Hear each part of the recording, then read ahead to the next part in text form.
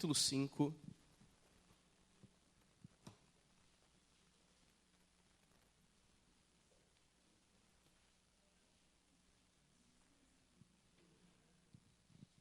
Versículo 16.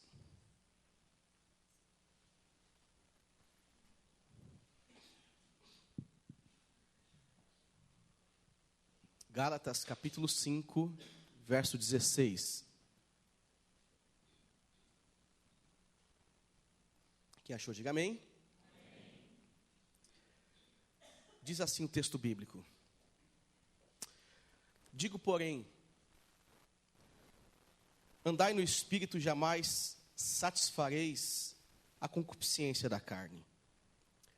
Porque a carne milita contra o Espírito, e o Espírito contra a carne, porque são opostos entre si, para que não façais o que porventura seja do vosso querer. Mas se sois guiados pelo Espírito, não estáis sobre a lei. Ora, as obras da carne são conhecidas e são prostituição, impureza, lascívia, idolatria, feitiçaria, inimizades, porfias, ciúmes, iras, discórdias, dissensões, facções, invejas, bebedices, glutonarias e coisas semelhantes a estas, a respeito das quais eu vos declaro, como já outrora vos preveni, que não herdarão o reino de Deus os que tais coisas praticam. Mas o fruto do Espírito é amor, alegria, paz, longanimidade, benignidade, bondade, fidelidade, mansidão, domínio próprio, e contra estas coisas não há lei. E os que são de Cristo Jesus crucificam a carne com as suas paixões e concupiscências. Se vivemos no Espírito, andemos também no Espírito. Não nos deixemos possuir de vanglória, provocando uns aos outros, tendo inveja uns dos outros. Amém. A minha oração particular, Deus, é que o Senhor me use. Como sempre faço, e o Senhor sabe do temor que tenho ao subir aqui nesta noite, ó Deus, de alguma forma me tornar um impedimento naquilo que o Senhor deseja falar à tua igreja. Por isso eu te peço perdão e misericórdia, e apesar dos meus pecados, o Senhor me use, por favor, Pai. Fala com a tua igreja, Senhor. Clamo pela sua bondade. A unção do teu Espírito, que está sobre a minha vida, que está sobre o teu povo, o poder da tua palavra, ó Deus, se manifeste aqui nesse lugar. No nome de Jesus eu oro. No nome de Jesus eu suplico e clamo a ti, Pai. Amém. Amém. Meus irmãos, eu quero pregar nessa noite em Gálatas capítulo 5 e falar com vocês sobre o fruto do Espírito. Nós entramos num novo tema nestes meses de setembro e de outubro, que será o tema de nós estaremos discutindo, sobre o tema O Fruto, baseado no livro de Gálatas, capítulo 5. E nós estamos acompanhando uma sequência que ela tem por objetivo trabalhar com o nosso caráter, trabalhar com as nossas vidas, trabalhar com o nosso estilo de ser, de pensar, de agir. E hoje, então, nesse primeiro domingo, neste tema, nós falaremos sobre o fruto do Espírito. A carta aos Gálatas, ela é a resposta de Paulo às influências e ações de certos grupos que tentaram colocar em xeque a autoridade de Paulo como apóstolo. Essa carta é a resposta de Paulo para certos grupos que tentaram influenciar os cristãos convertidos aqui desta região a eles retornarem às práticas da lei. Então, esse texto, quando ele é escrito, Paulo não está escrevendo para uma pessoa em específico, Paulo não está falando para um homem em específico, mas Paulo está escrevendo a todos os irmãos da região da Galácia. Segundo Luiz Berkoff, a Galácia, ela indica um distrito do norte da Ásia, uma província romana, onde ali os cristãos que se converteram, judeus, homens que praticaram, e não somente judeus, claro, mas pessoas que tinham certo conhecimento na lei, nas tradições judaicas, e abandonaram isso, e agora convertidos, eles vão ser influenciados, então, por um grupo de pessoas, um grupo de professores, mestres judeus, que tentarão, em primeiro lugar, colocar em xeque a autoridade do apóstolo Paulo, e, em segundo lugar, fazer com que eles retornassem a todas as práticas da lei naquele momento.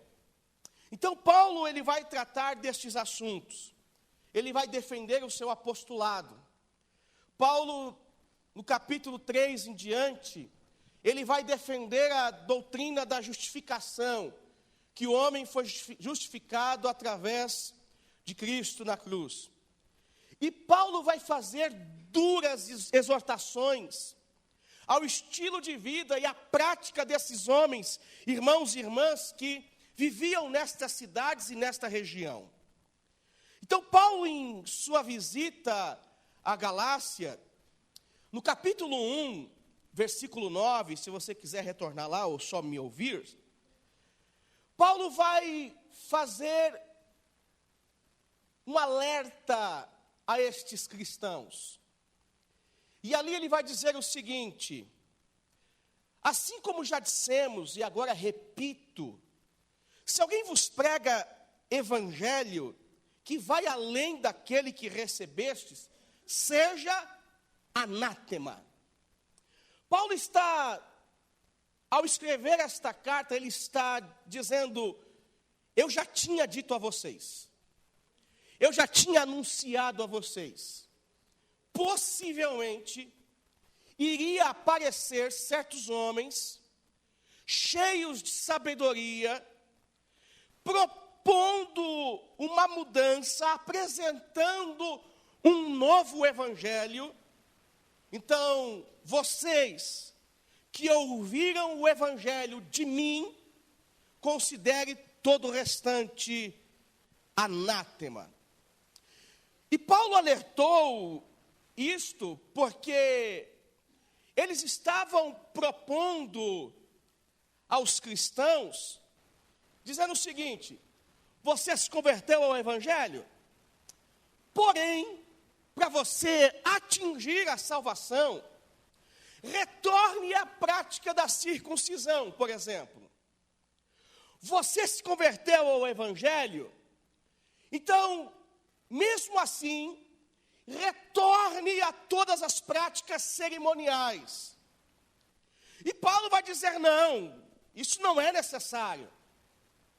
Não, isso não é possível, não existe mais necessidade para nós cristãos voltarmos a estas práticas. E aí no capítulo 3, versículo 1, Paulo querendo dizer para eles: olha, não abram mão dos seus privilégios, negando a Cristo, fazendo com que este Cristo que os comprou com seu sangue, seja rejeitado por estas práticas e ações novamente.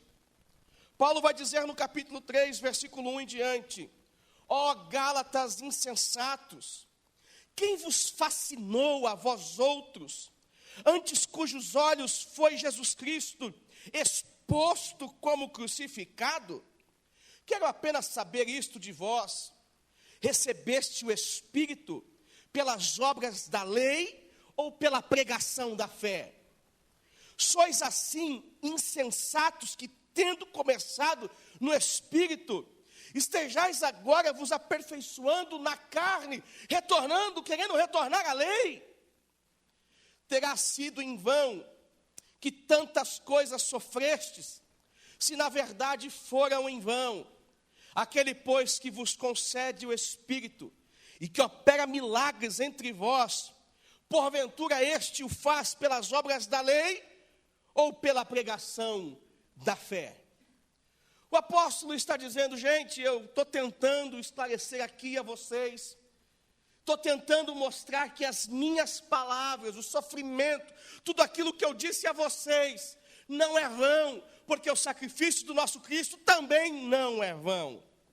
E Paulo vai deixar claro, então, que é impossível o ser humano ser salvo a partir da perspectiva da lei. Não existe a menor possibilidade do homem de se aproximar de Deus, retornando à antiga aliança por meio da lei. Martinho Lutero disse assim: concluímos que só a fé justifica, e só a fé cumpre a lei.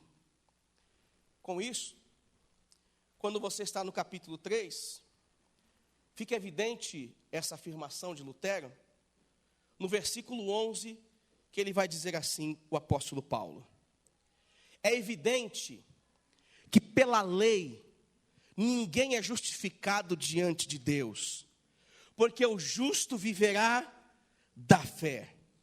Ora, a lei não procede de fé, mas aquele que observa os seus preceitos, por eles viverá. Cristo nos resgatou da maldição da lei, fazendo-se Ele próprio maldição em nosso lugar, porque está escrito: maldito todo aquele que for pendurado em um madeiro, para que a bênção de Abraão chegasse aos gentios, e em Jesus Cristo, a fim de que recebêssemos pela fé o Espírito prometido. Por essa razão, então, Paulo, que está alertando, mostrando aqui uma realidade a respeito da salvação, Paulo vai dizer aos Gálatas agora no capítulo 5, versículo 1, o seguinte: por isso, que para a liberdade foi que Cristo nos libertou, permanecei, pois, firmes, e não vos submetais de novo ao jugo da escravidão.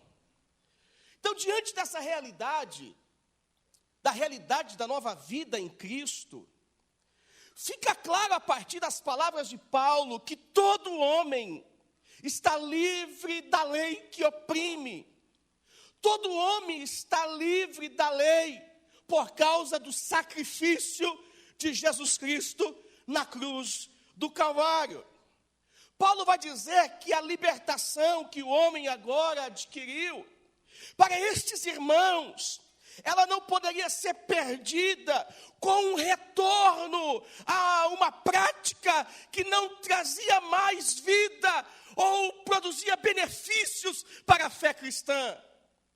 Paulo vai dizer: gente, vocês não podem tornar a ser escravos da lei que não traz vida.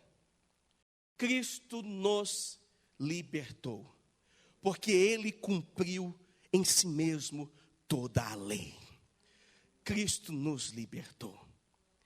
E aí no versículo 13, Paulo vai dizer assim: porque vós, irmãos, fostes chamados à liberdade, porém não useis da liberdade para dar ocasião à carne. Sede antes servos uns dos outros, pelo pelo amor. Eu vou repetir esse versículo. Porque vós, irmãos, fostes chamados à liberdade. Porém, não useis da liberdade para dar ocasião à carne. Sede antes servos uns dos outros pelo amor.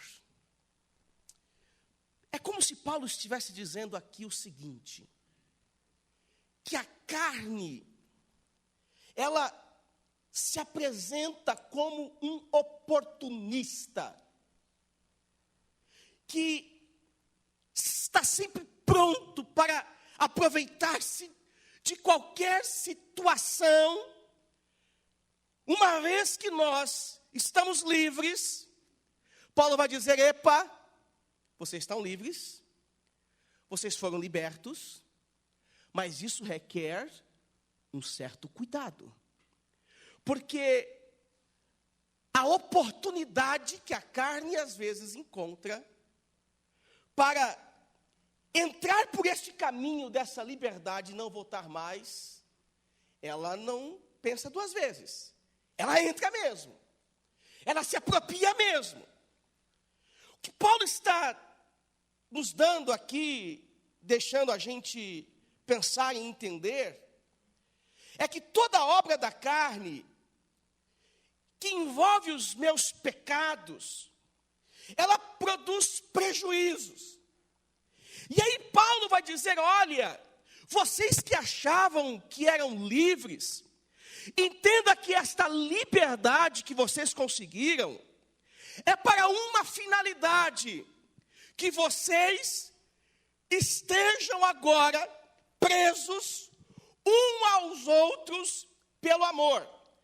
Você não está entendendo mais nada, porque eu estou dizendo que Cristo nos libertou, você é livre, você estava preso por causa da lei do pecado, por causa de uma série de coisas. Paulo está olhando para os Gálatas dizendo: não voltem para a antiga aliança, vocês não precisam estar presos a tudo isso, vocês são livres, a igreja de Cristo é livre. E agora ele vai dizer, me parece, que pega lá, para que ninguém encontre ocasião para a manifestação da carne, eu vou deixar aqui uma regrinha. Todos nós estamos presos, uns aos outros, pela lei do amor. Isso me leva a pensar que a liberdade que nós temos em Cristo, ela existe com um único propósito: de nos tornar livres das garras de Satanás e livres da proposta futura de condenação.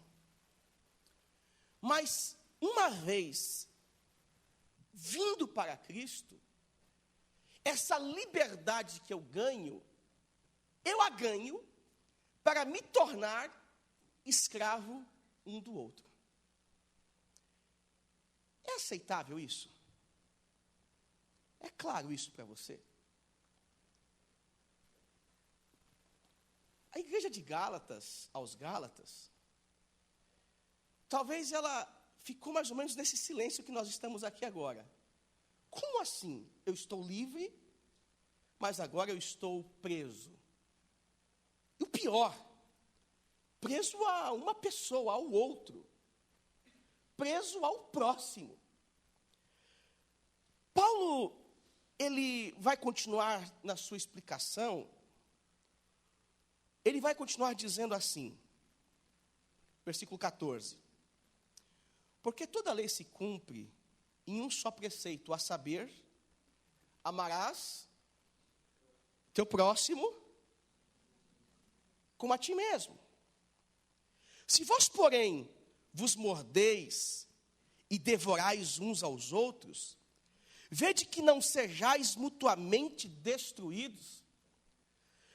É como se Paulo estivesse dizendo: vocês, se não estiverem presos uns aos outros pelo amor em Cristo, são como animais selvagens que se destroem ou se autodestroem.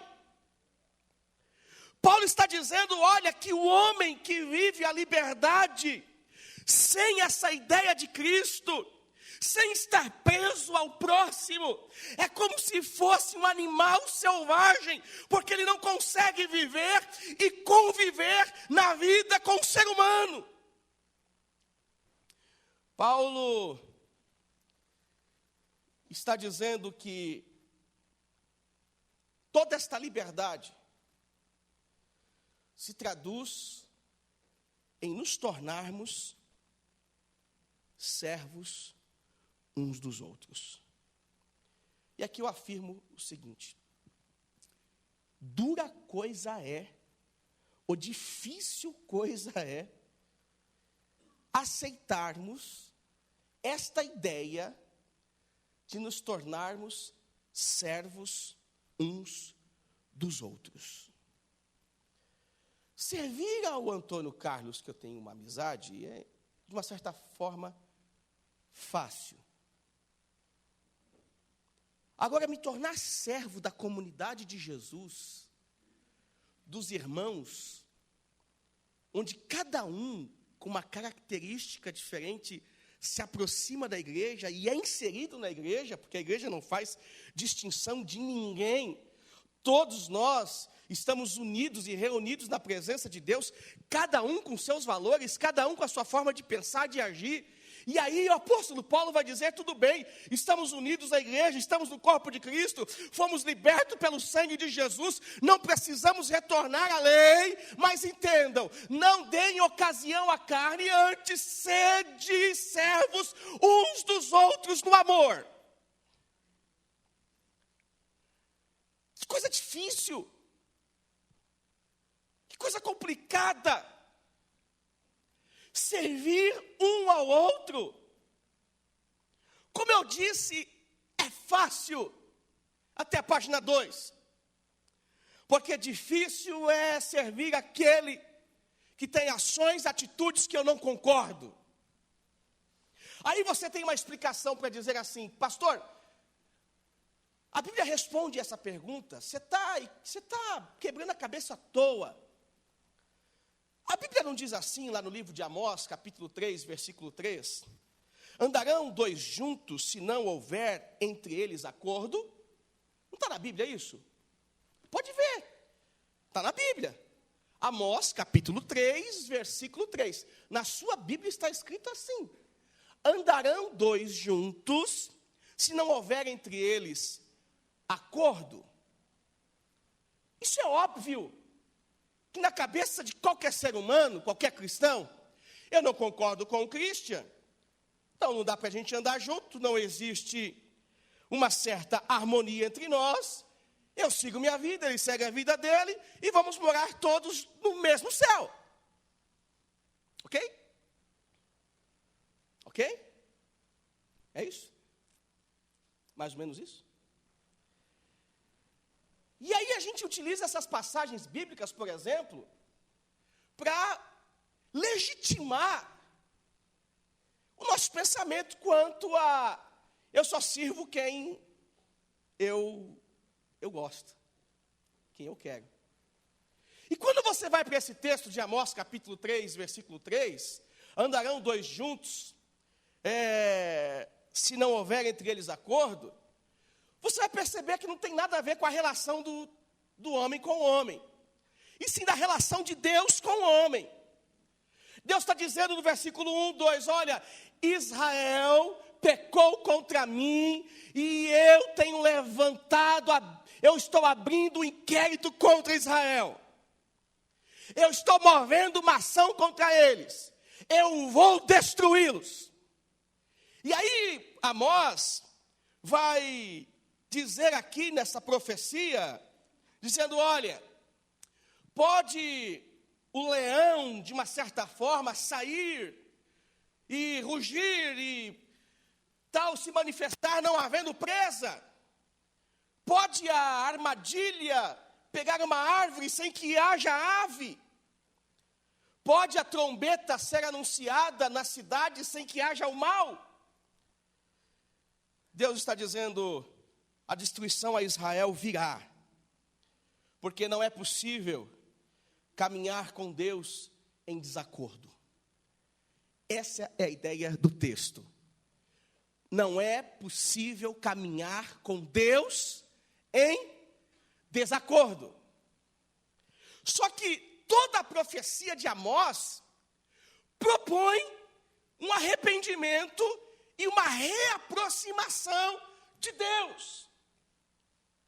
Quando a gente pensa nessa solução para a igreja, é justamente a proposta do Evangelho, a proposta de Paulo, para que nós agora que estamos livres, vivendo na liberdade do Senhor, venhamos ser suporte um do outro pelo amor em Cristo Jesus e venhamos ser servos uns dos outros pelo amor de Cristo Jesus.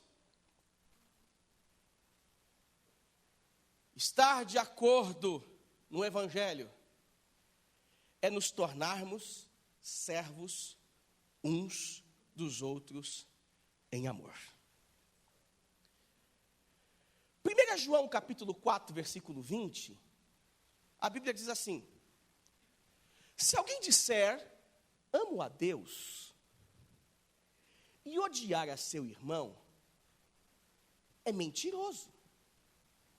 Pois aquele que não ama seu irmão, a quem vê, não pode amar a Deus a quem não vê.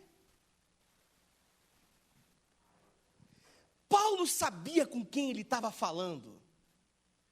Ele estava falando com homens que estavam sendo influenciados por professores judaizantes, professores que estavam querendo arrancá-los da fé.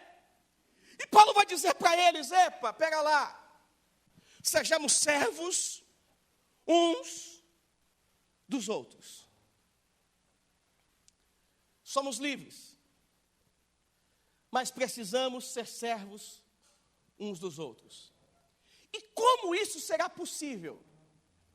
No versículo 16, ele vai nos ensinar como isto de fato é possível.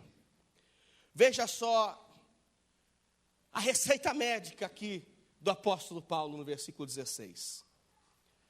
Digo, porém, andai no Espírito, e jamais satisfareis a concupiscência da carne. Andai no Espírito, e jamais satisfareis a concupiscência da carne.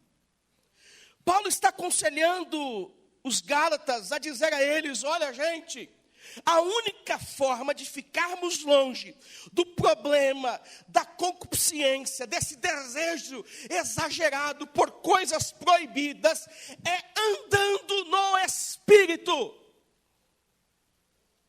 Andar no Espírito, para Paulo, significa desenvolver uma vida com novos princípios, novas prioridades e novos anseios. Isso significa que os padrões da minha vida, eles devem estar alinhados plenamente com a vontade de Deus.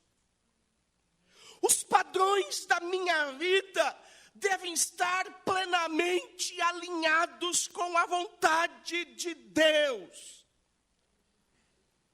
E aí Paulo está dizendo para esta igreja que precisa ser serva um do outro, essa igreja que precisa andar vivendo a ordem do serviço.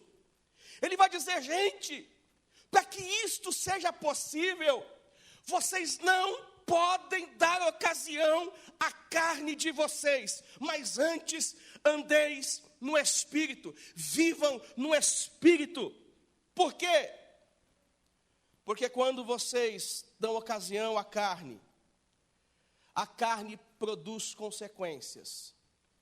E aí Paulo vai descrever quais são essas consequências. Versículo de número 17 em diante.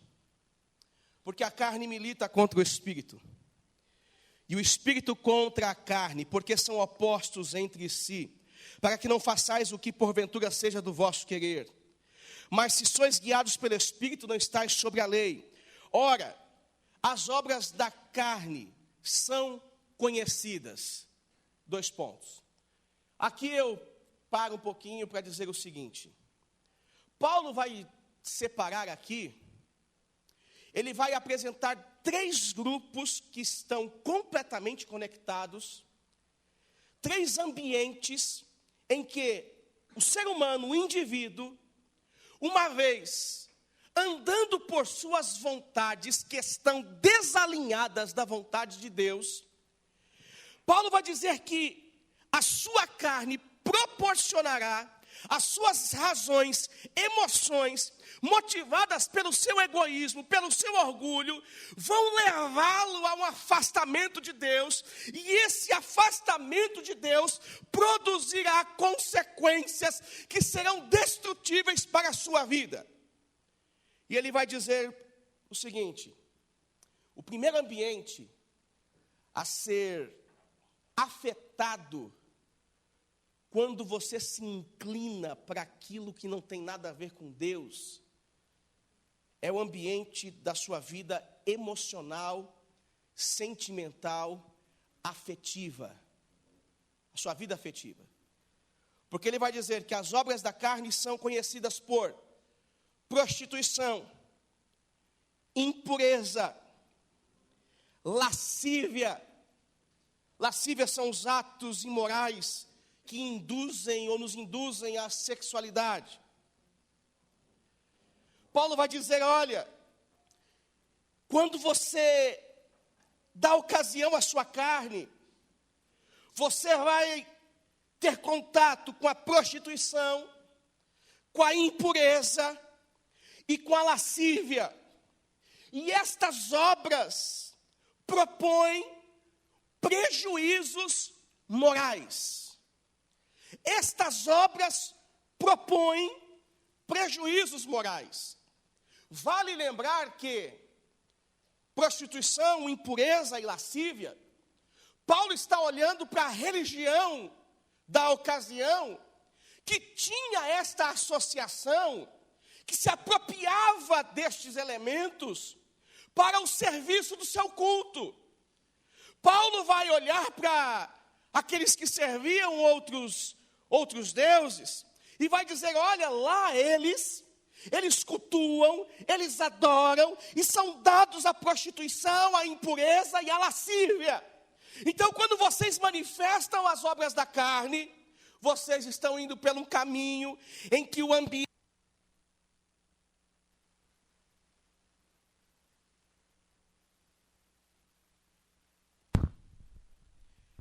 acaba sendo, baixa um pouquinho lá, por favor, prejudicado, literalmente, por suas escolhas.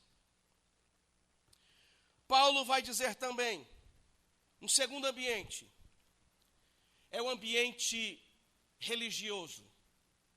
Versículo 20, ele inicia assim: as obras da carne, então, são conhecidas por idolatria e idolatria e feitiçaria. A idolatria aqui propõe a substituição de Deus por algo parecido. E a feitiçaria aqui nesse texto, ela propõe a simulação das obras do Espírito Santo. A idolatria aqui propõe a substituição de Deus por algo parecido, e a feitiçaria propõe a simulação das obras do Espírito Santo. E Paulo vai dizer também, quando vocês se inclinam para as obras da carne, vocês influenciam o seu ambiente social. Ele vai continuar dizendo, as obras da carne são conhecidas por inimizades, porfias, ciúmes, iras, discórdias, dissensões, facções, invejas, bebedices, glutonarias e coisas semelhantes a essa. Ou seja, toda a ação que me desconecta de Deus, tudo aquilo que me faz passar por um animal selvagem, me insere em um ambiente em que eu sou mal visto, que eu causo e trago problema. E além disso, eu afeto a minha vida e quem está do meu lado. Eu afeto a minha vida e quem está do meu lado. Porque uma pessoa afetada em seu ambiente social, uma pessoa afetada em seu ambiente religioso, uma pessoa afetada na sua vida sentimental, emocional, ela vive desgraçadamente. Ela vive longe do grande amor de Deus.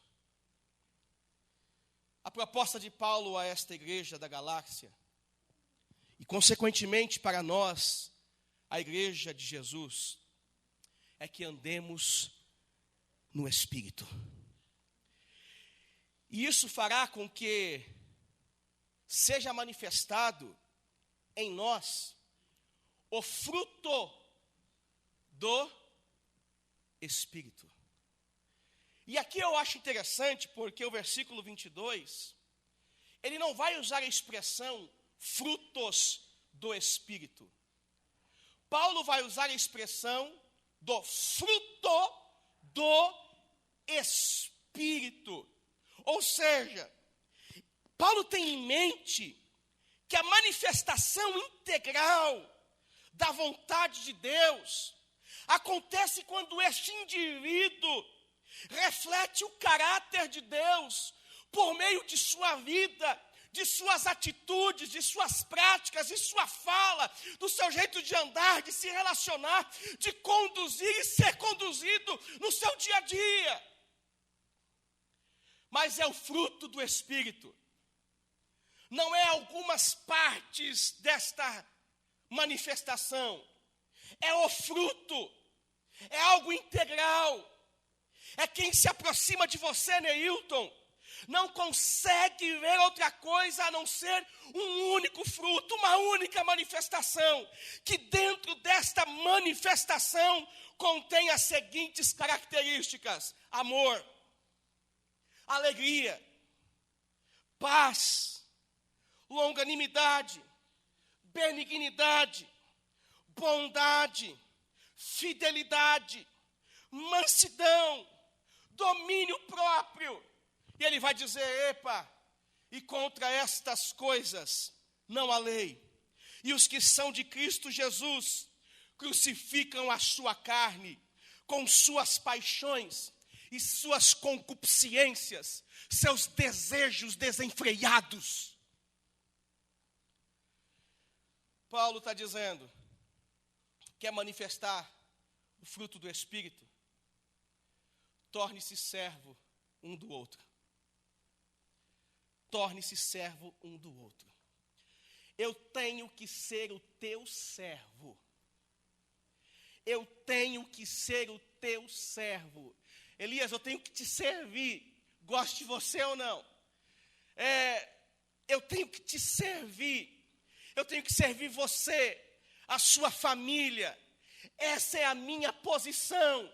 Porque se eu estou no reino de Deus, o reino de Deus não é constituído por senhores, por grandes homens que detêm todo o poder e dizem: eu sou o suficiente e a mim seja toda honra e glória. Não, o reino de Deus é constituído por homens iguais, com o mesmo sentimento. O reino de Deus é constituído por pessoas semelhantes, por pessoas que estão visando um mesmo objetivo. O reino de Deus não tem maior e menor, todos nós estamos inseridos numa mesma causa e estamos aqui por uma mesma razão, por causa da cruz do Calvário. Somos livres e livres em Cristo Jesus. O reino de Deus é um reino de servos, é um reino de homens e mulheres que servem. Por isso que Paulo está olhando para a Galácia, para os Gálatas, está dizendo: vocês são livres, mas para uma única finalidade: servir um ao outro. Vocês não conseguem fazer isso quando vocês se inclinam para a carne. Mas quando vocês se inclinam para o Espírito, vocês conseguem fazer isso. E a única forma de servir um ao outro é inclinando-se para o Espírito. Meus irmãos, frutificar segundo a vontade de Deus significa nascer de novo. Essa mensagem, no mínimo, nessa noite, nos faz pensar se nós temos coragem de servir uns aos outros. Porque se nós não temos coragem de servir uns aos outros, significa que a gente continua se inclinando para as nossas paixões. E se nós estamos nos inclinando para as nossas paixões, significa que nós não andamos no Espírito. E se nós não andamos no Espírito, significa que não nascemos de novo. Significa que não nascemos de novo. E aí, o apóstolo Paulo vai dizer para todos estes homens e mulheres: se vivemos, no versículo 25, no Espírito, andemos também no Espírito. Se vivemos no Espírito, também vivemos, então, assim, no dia após dia, baseados nesse Espírito. Essa reflexão, mensagem que trago nessa noite, e aqui estou caminhando para finalizar, faço pensando da seguinte maneira: nós, como Igreja de Jesus, aqui em Ribeirão Pires, precisamos almejar uma vida distante dos padrões da religião que nós estamos vendo nos dias de hoje. E se nós não entendermos uma vida de servidão ao próximo, a gente não entendeu nada sobre o Evangelho. É impossível termos acesso ao reino de Deus sem servir a quem está do meu lado, sem servir a quem está na minha frente, sem servir a quem está atrás de mim. Eu quero dizer que, por melhor que seja a sua vida, se você não serve alguém, você está longe do Evangelho. Por melhor que seja a sua vida, por melhor que seja a sua profissão, por melhor que seja o seu dia a dia, a sua família, a sua casa, se você não serve alguém, você está longe do Evangelho. Você está longe de Cristo. E aqui eu quero propor a todos nós uma noite de arrependimento e retorno à vontade de Deus. Porque a gente está correndo com tanta coisa, querendo ganhar, conquistar, e a gente está batendo muito nessa tecla ao longo desse ano. E a gente tem se esquecido daquilo que vale a pena realmente. Rogo ao Espírito Santo que nos ajude nessa noite a retornarmos e andarmos no Espírito e não satisfazermos a concupiscência de nossa carne.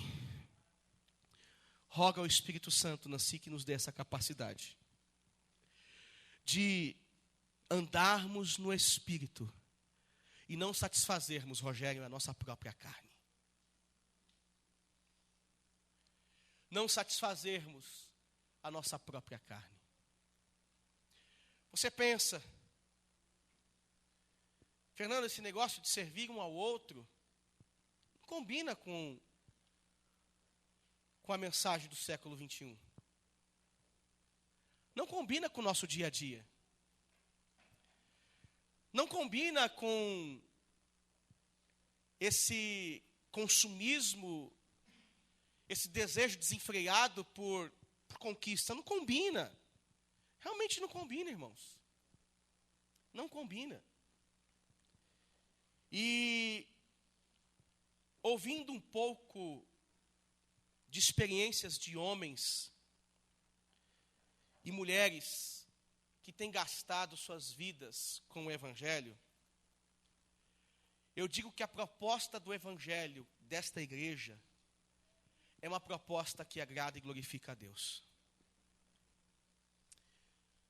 Ontem, ouvindo a respeito de uma experiência, que um pastor esteve 12 anos em uma cidade, em um país onde o Evangelho não pode ser pregado.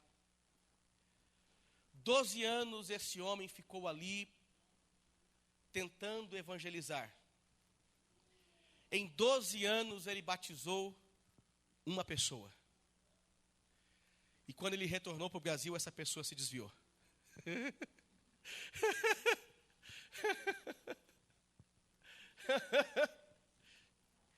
12 anos pregando o Evangelho. E quando ele retorna para o Brasil, essa pessoa se desvia. O Evangelho proposto no século 21 é o Evangelho pragmático, como a gente falou no último Teologia e Pizza. É o Evangelho do resultado, do que dá certo. É o Evangelho que visa apenas o que dá certo. O Evangelho de Jesus é o Evangelho que transforma. É o Evangelho que nos tira de um lugar e nos coloca em um outro lugar, dizendo: agora você vai viver e olhar apenas para as coisas que são do alto, você vai influenciar todos que estão à sua volta, você vai transformar o seu ambiente, a sua família que era desestruturada, você vai pedir que Deus proponha a paz na sua família e será um instrumento para isso. Você vai buscar um Evangelho agora, uma vida agora, onde você não tinha paz com ninguém, mas você vai começar a demonstrar paz com todos. Você era desequilibrado, mas agora você vai começar a demonstrar equilíbrio. Você era destemperado, mas agora você começa a mostrar equilíbrio, tempero, porque Deus entrou na sua vida. Não um evangelho que vai dizer para você: você vai vir para a igreja e vai ter todas as suas dívidas quitadas. Você vai vir para a igreja e você vai ter toda a sua situação financeira estruturada. Meu irmão, foi com o povo da igreja que eu me endividei.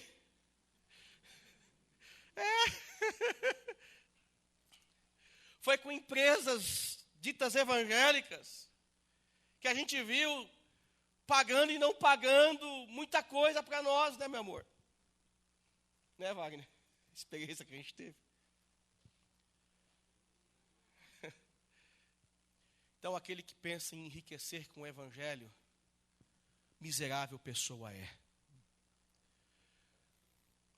Mas aquele que pensa em se tornar servo um do outro, e ser cheio do Espírito e buscar uma nova vida, é deste o reino de Deus.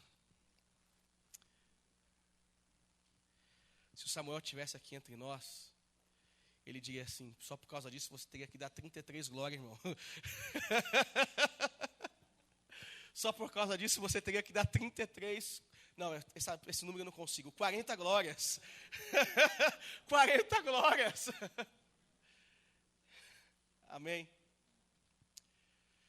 Gente, tudo que Paulo propõe aos Gálatas, para nós no século 21 é muito difícil. Manifestar o fruto do Espírito significa se inclinar para Deus. Por isso que, se você acha que vir aos cultos, você está fazendo muito, desculpa, você está fazendo absolutamente nada. Você acha que vir no culto de domingo está certo, tranquilo, você está sendo abençoado, desculpa, não é o caminho. Pastor, você pode me explicar o que é evangelho? Posso. Vem aqui na igreja, vamos conversar. Vamos sentar. Vamos bater um papo. Eu vou te mostrar o quão miseráveis somos todos nós. E todos nós somos carentes da graça e da misericórdia de Deus. Não éramos merecedores de nada disso. Mas Cristo nos fez merecedores por causa do seu amor.